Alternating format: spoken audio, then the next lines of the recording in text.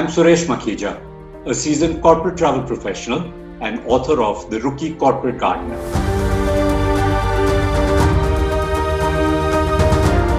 I'm delighted to be hosting The Journey Manager, which is the corporate TMC series for the Dope News. I look forward to bringing to you fruitful insights from the perspective of the corporate service providers, particularly the travel management companies. Hello everyone, and welcome to another edition of the Journey Managers. I have with me today Aditya Loomba, Joint Managing Director at Eco Rent a Car, which is a major player in the ground transportation space and catering particularly to the corporate and business travel requirements, both for corporates, for companies directly, as well as for travel management companies. Aditya, welcome to the show. And if I may request you to elaborate a little bit more about Eco and yourself, and particularly what attracted you to the field of travel and your journey so far. Hi, Suresh. First of all, it's great to see you like this. On the digital platform, I'm normally meeting you at various travel conferences, but now this looks like the new way of communication. So happy to meet you here. Thank you so much for this opportunity to speak with each other. Hi, I'm Aditya Loomba, and I am the Joint Managing Director in a ground transportation company called Eco Rent a Car. We are an Indian company, Indian brand, which was started by my late father, Captain K.R. Loomba. He was an ex-army officer and served as an emergency commissioned officer. And in 1973, he started with a single borrowed car, drove it himself, and from there the beginning of Eco happened, and car by car, customer by customer, the company was built through sheer hard work, perseverance, and discipline. So, in fact, ECO actually stands for Emergency Commissioned Officer. A lot of people sometimes think that what could be the full form of ECO was. That's very interesting. I didn't realize that. Even though I've known you and the company for so many years now. Yeah. Great. Yeah. Yeah. So that is actually how the brand of ECO actually came into existence, and through sheer hard work and the markets being ripe, the ground transportation demand kept growing. And in 1996, when the company was about 23 years old, it became from proprietorship company, it became a private limited company. By then, our current managing director, who's Rajesh Loomba, my elder brother, he had been well established in the business. And he had already kind of, brought in new systems. He had brought in the fax machines. He had brought in, we had already launched a website. We were one of the first companies in the ground transportation space in India to ever register a portal called ecorentacar.com. And by then it was there. And then after that, as the liberalization happened in the 90s and more multinational companies started investing into Indian market. We being based out of Delhi, a lot of these companies started building their head offices here. They had a lot of visitors coming into India, a lot of these hotels as well. They had their demand also started going up for a safe, secure, classy ground transportation service. So we signed contracts with hotels like Taj Group of Hotels. We put in a fleet of cars with Taj. They really helped us to step up our own quality standards. They were very particular about chauffeurs and trainings of the chauffeurs and safety, security, amenities in the car. Basically, making a transport service and experience rather than just a vanilla service. So, until date, we still work with Taj. It's been 22, 23 years, and they're still one of our most esteemed clients. And we've also tied up with various corporate companies. Genpact was, GE. They set up their office in Gurgaon, and they set up a call center. So that kind of gave us a entry into the employee transportation space as well. And we learned that there is going to be a huge demand in the future for just shuttling employees between home and offices.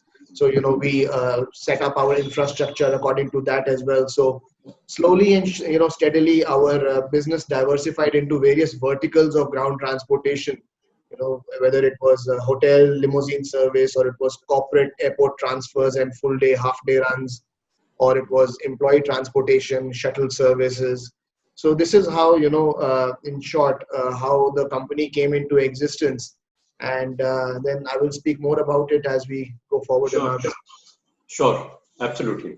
So Aditya, we're talking about the post-COVID situation. Okay, all segments of the industry have been badly affected. The industry overall, globally. How do you see things panning out once these lockdowns are over and business travel starts resuming? So you see, during this entire, journey of almost 46, 47 years of eco, we've seen many ups and downs. There have been world events, there have been 9/11, which happened in 2001, and then there was the 2008 Lehman Brothers crisis, and then there was the Mumbai attacks, which happened. And then there have always been something or the other, the tsunamis happening or something or the other, which keeps Hmm. happening, which disrupts the travel industry, Hmm. but nothing like the COVID-19, right? I mean, this has been absolutely, pardon my repetition of the word, but unprecedented event, which the travel industry has seen. And nobody really, in fact, even kind of imagined that it's going to extend for 6 months. Now we are already into it. And we really don't know where it's going to end, because we still are in the middle of it seems. So COVID-19 has definitely impacted the travel industry the most, apart from the hospitality industries and the other, social kind of businesses. But what we really kind of saw here is that uh, the emergence of this Zoom conferences, right, or go-to meetings, or these WebEx, various different these platforms, the adoption of these platforms is been mind blowing. I mean, everybody has kind of learned and downloaded and started using and applying it in their businesses, whether they are small, large, or medium-sized businesses. Everybody in some form or the other has started using it and feeling comfortable with it. So for me personally, I feel that this is like the biggest disruptor. Even the COVID could be the catalyst, but actually the disruptor is this new form of communication, which is cheap and effective, and it works. So my biggest worry is today that once, even when the COVID-19, they find a vaccine, and people are again fit to travel, and the world is safe to travel, is the business travel going to bounce back at the same pace, or with the same kind of the way it went down? Is it going to be a V-shaped recovery, or is it going to recover as much, or will people kind of become so comfortable doing these kind of you know uh, networking platforms that they kind of don't decide not to travel?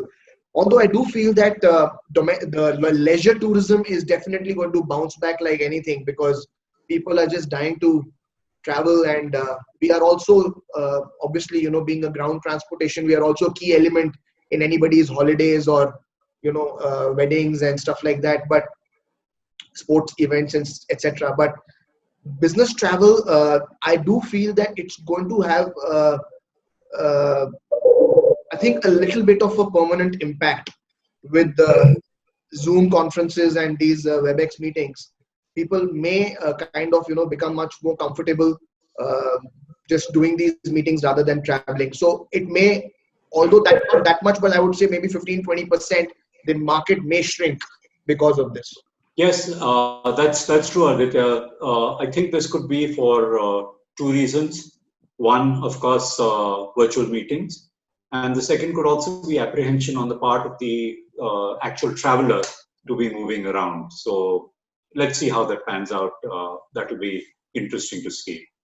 In the meantime, have any of your large corporate clients or the TMCs reached out to you for changes or preparation for post-COVID in any form or the other?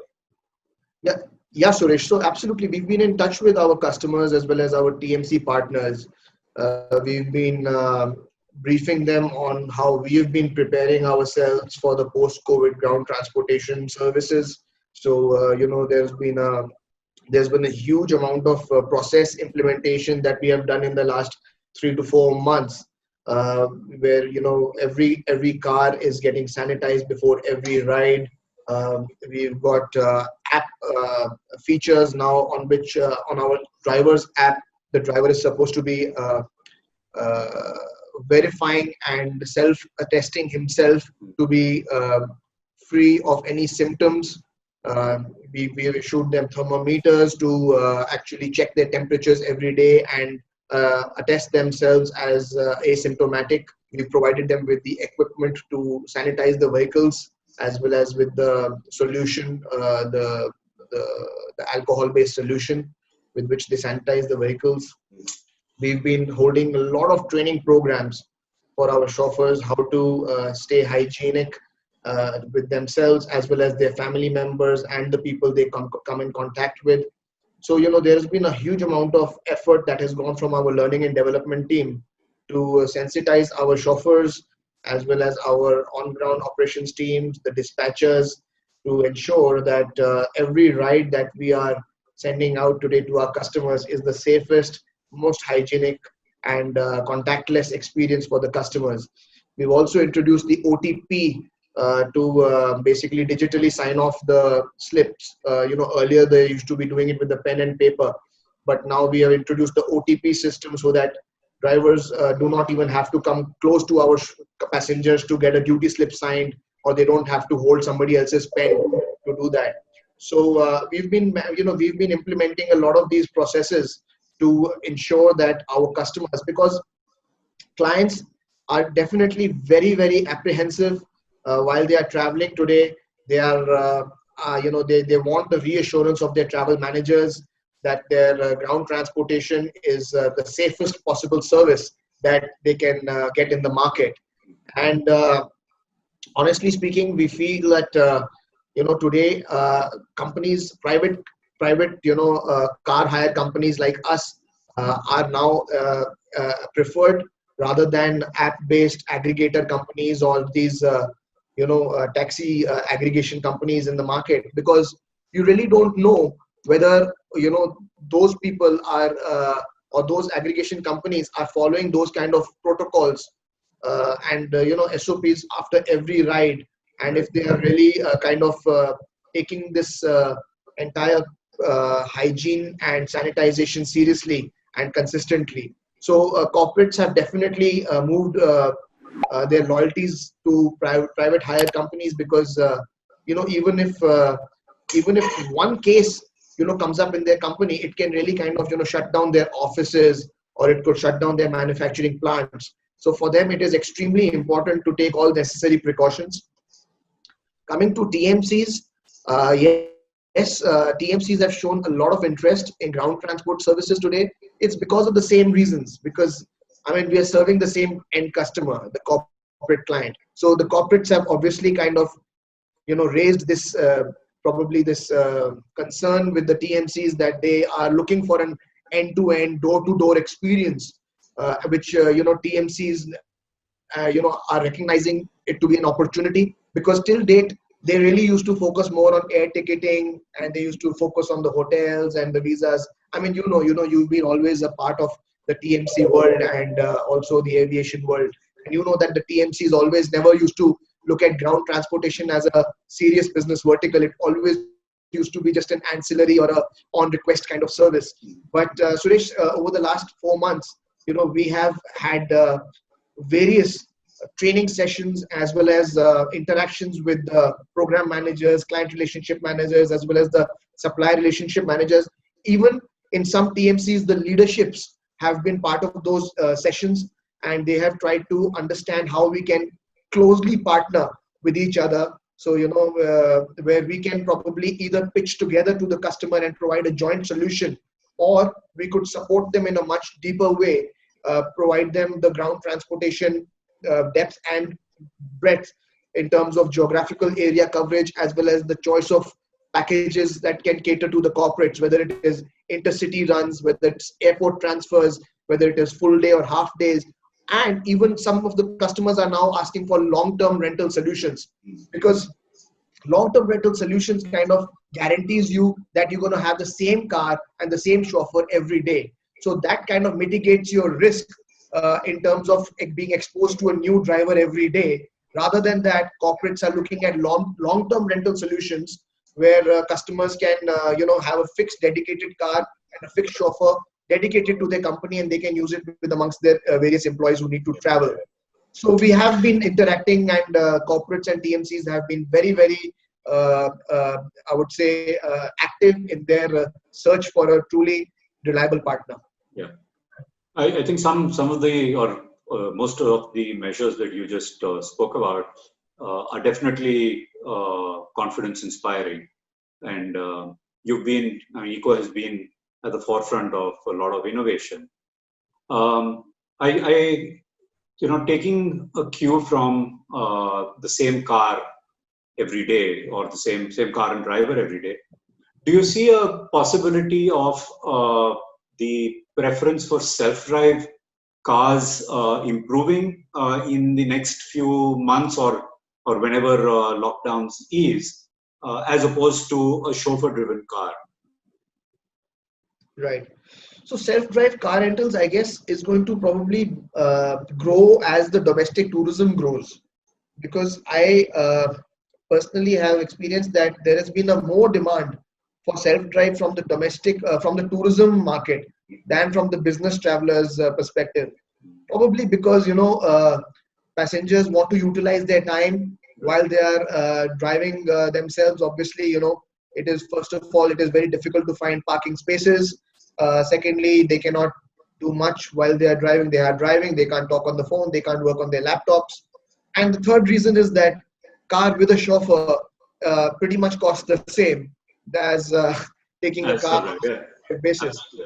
So we've seen that 90% of the demand which has come on self-drive segment is from the leisure market, and we definitely see that growing. People want to now participate in the shared economy boom. They believe they have started realizing that car is really not an asset, but it is something which is you have to maintain the car, they have to take care of the parking. They once they're stuck with a particular model car, they're stuck with it for the next few years. So they don't have variety, and there was not many options available in the market earlier. Whereas now you have the option of subscription model. You can subscribe, you can rent a car for a day, you can even rent a car for half a day, or you could rent a car for a month, whatever suits you. And so you can just go pay as you go. And definitely, I think that market is surely set to boom. It's I think it's only going to be after the once the leisure tourism starts picking up, which it already started showing some green shoots, and we feel that yes, definitely that is going to take the self-drive business to new heights. I only ask that from a perspective of whether COVID would be a catalyst for another disruptor, which is the self-drive. However, you're absolutely right. The infrastructure constraints, as well as the Indian travelers' preference for multitasking, making use of time when on the road, is going to ensure that that doesn't happen as soon as overseas.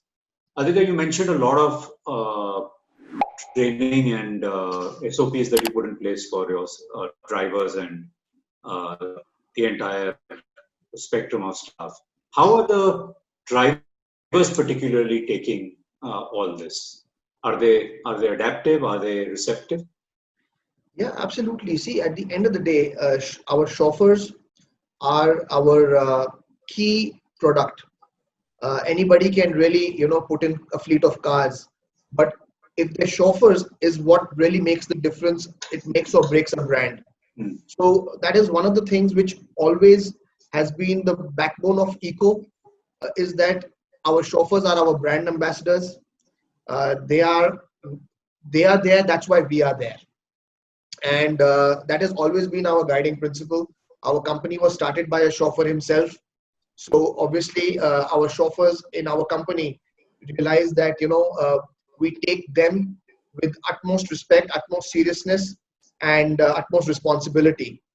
Now, our learning and development team has been engaging with them both at a professional level as well as at a personal level, because obviously chauffeurs currently who are used to doing 2 assignments a day, 3 assignments a day, used to be working 10 hours a day, 12 hours a day. So all of a sudden the business has gone down drastically. So they need to be counseled, and they need to be taken care of, even psychologically, letting them know that this is temporary, this is going to come back, business is going to bounce back. And then obviously need to support them financially as well, so that they are able to see through this COVID-19 crisis.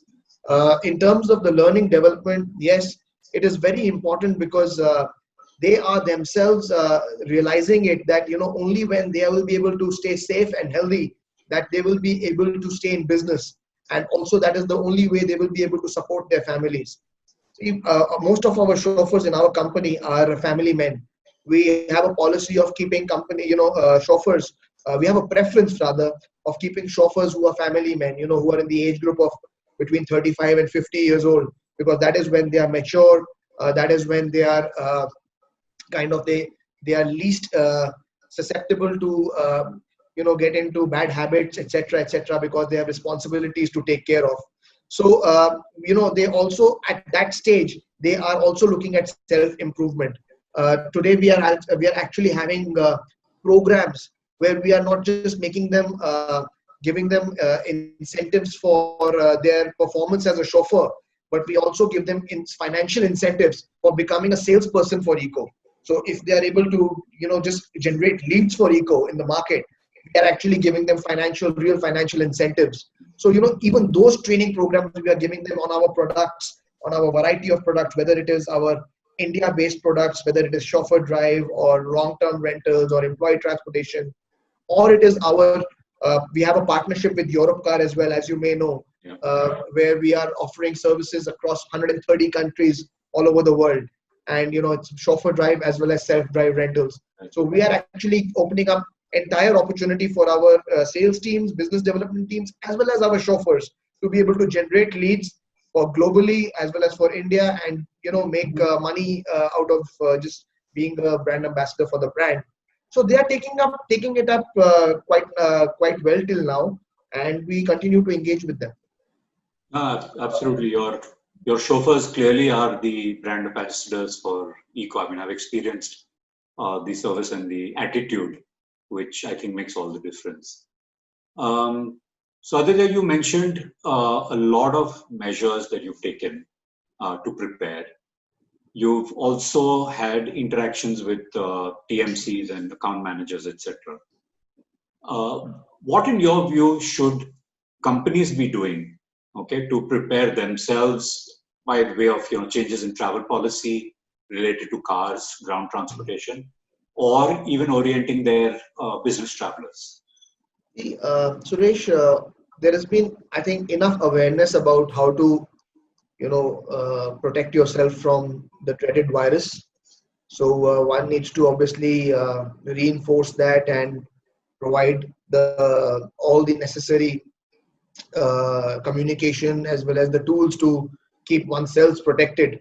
It is most important. The most important thing here is that this virus, 7 out of 10 people kind of do not show symptoms of the virus. So that has been one of the biggest challenges to fight this virus as well. Because once only you don't know yourself that you have the virus, then how would you try to protect yourself or expose yourself? So most important thing is that just try to avoid anything that is unnecessary and brings you in close contact or exposes you to the virus. So that is the most important thing. That constant communication and reminders need to go to all the employees as a necessary duty of care towards oneself to keep yourself safe and your near ones safe around you. So that is important.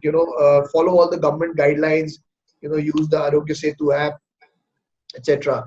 So Aditya, are there any specific asks from the companies that you service or are likely to service in the future, taking into account their own internal travel policies? In terms of a travel manager, yeah, yes, they today the duty of care kind of really stands out as one of the major responsibilities of every travel manager, to enforce that, to implement that. I think when maybe there was a time a couple of years back when probably cost was one of the biggest driving factors for travel managers to bring down costs. But today it is not cost, but it is the safety, which is and just making sure that you choose the right partners, making choose whether they are hotels, whether they are airlines, whether they are ground transportation companies, or whether they are even other guarding companies or whatever you are using. Use those companies who are taking precautions on ground, not just on paper or not just on their communications, but actually using it on ground. For example, we had a client, and we are running an RFP with them right now, and they wanted virtual control on how we could actually how they can have virtual control on our dispatch system. Basically, what they wanted was they wanted to ensure that every ride that they are receiving for their employees has been pre-checked, and they get a confirmation, not just a blanket confirmation, but a ride by ride confirmation. And we have actually given them a technology based solution through our app, where they will get a notification on every ride when it's getting QC, when it's getting quality checked by our dispatchers, that all these three factors which we are following, SOPs, we call it the 3 Cs: the car, the chauffeur, and the community. So we are actually having the car, chauffeur, and community check before every ride dispatch, and we are actually sending them notifications so that they have a proper record that every ride that they are getting has been actually checked. So that is the extent to which these transport managers and travel managers are engaging with their suppliers today, to ensure that they are doing whatever is best in their absolute control, partnering with the renowned and reliable suppliers. So Aditya, what other innovations does Eco have on the cards moving forward? We are, as we say, that we are basically enablers for our travelers. So as and how there's going to be innovation in the market, which is going to be sustainable. For example, electric vehicles. So electric vehicles is something which the government of India has taken very, very seriously. And we feel that it will be the future of ground mobility. So we are now investing, and we are in the process of now bringing in new fleets which will be eco-friendly electric vehicles. We are already having a hybrid fleet with us, but I think electric vehicles is going through some rapid innovation and product enhancements, battery enhancements, etc. So I think that is going to be kind of the future of ground mobility. Apart from that, we are looking at how else we can be more environment friendly, how we can be paperless, and how we could be more sensitive to the community around us. How we can engage more with our nearby communities, just to uplift everybody. And we run a trust as well called the Ashirwad Trust, through which we do these NGO based activities, social upliftment. So those have been I think the focus areas apart from our mainstream work. Great. Eco's always been at the forefront of innovation, as we've discussed. I quite liked your newest introduction of the OTP based sign off of the duty slip. I think that's something that goes a long way in ensuring contactless and smooth, smooth ride and a great safe experience. So thank you very much, Aditya. You've shared some really very insightful thoughts and as well as solutions that ECO has ready as we move forward and come out of this phase. Is there any brief message that you'd like to give all our viewers at this point of time before we sign off? I want to first of all tell all our viewers here that definitely, this COVID-19 should be, taken as a stepping stone to provide safer travel experiences. Also, it's a reminder that no matter how much we kind of plan ahead for the future and make plans on the Excel sheets, but God has His own plans, and one just needs to stay agile, nimble, and adapt to God's plans. And I'm really looking forward to meeting you all. Most of the viewers out here, I'm sure they are my personal friends in the industry, and and a person like me who's been traveling 18 days in a month, or 14 days in a month on an average.